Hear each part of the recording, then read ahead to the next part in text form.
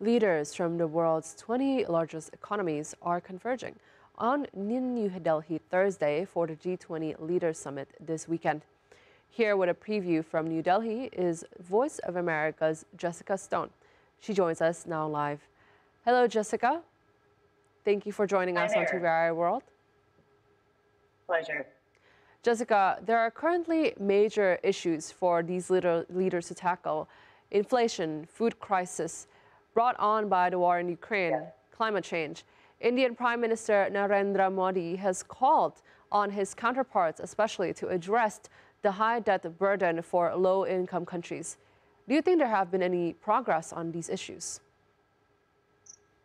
Well, what I can say is that coming into this summit of world leaders, you're going to see some announcements, particularly from the US government. They've already signaled that they're going to request additional funds, some $3.3 billion to go to the World Bank, more money to go to the International Monetary Fund. The Treasury Secretary of the United States just gave a briefing in the last couple of hours here in New Delhi, talking about leveraging not only the US contribution, but other countries' contributions to recapitalizing and increasing capitalization in these multilateral lending institutions in order to help ease the debt burden and restructure some of these loans. You know, all of this would not be happening potentially, India would argue, without India's stance on this. They have taken a very strong stance that this work needs to be done. Indian Prime Minister Narendra Modi attempting to stake out a claim to leading what's called the Global South, the majority of the world's low-income countries. He's also advocating for the African Union to join the G20.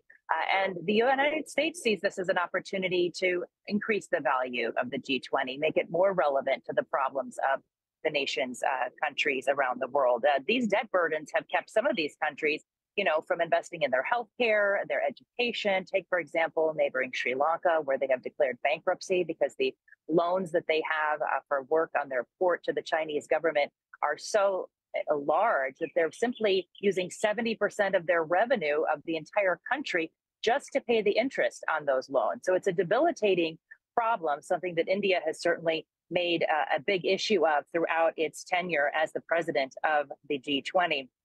We are, however, seeing some progress from China, because we saw China recently work with Zambia, which it had given large loans to restructure those loans. They're not going to be paying any less money, but they will have more time to pay those loans.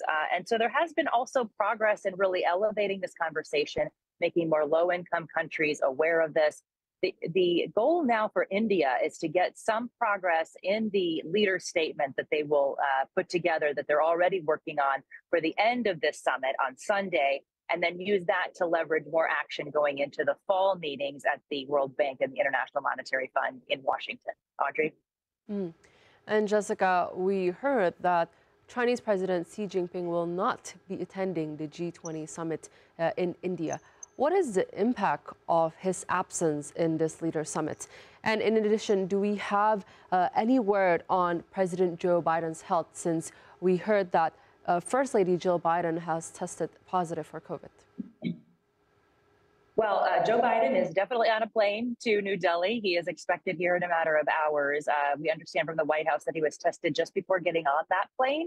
And the First Lady is recovering well and has really mild symptoms of COVID. But in terms of President Xi Jinping of China, you know, his absence is potentially an opportunity for the U.S. and India to really work on creating these lending structures within the existing framework, as opposed to creating a new one, which is something that China has been very clear about wanting to do through, for example, the BRICS summit, which is some of the largest powerhouses in the developing world: Brazil, India, Russia, China, and South Africa. And so this is an opportunity for the U.S. and India to really come on strong in that respect and gather some steam.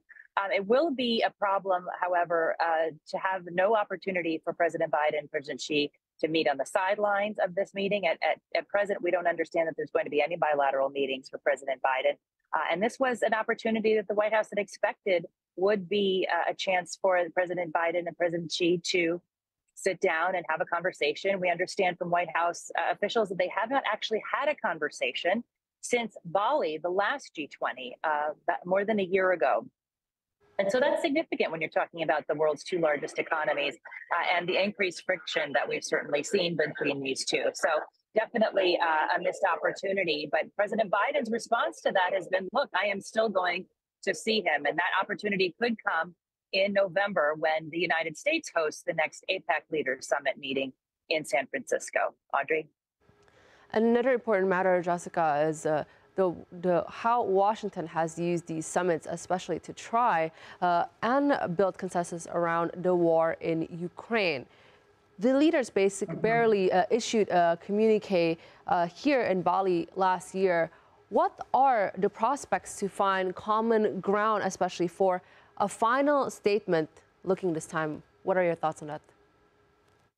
It's a pretty difficult tightrope to walk, for sure. Now, Secretary Yellen was asked about what she thought of the chances of an ultimate communique coming about that's unanimously supported. She said she thinks it can happen.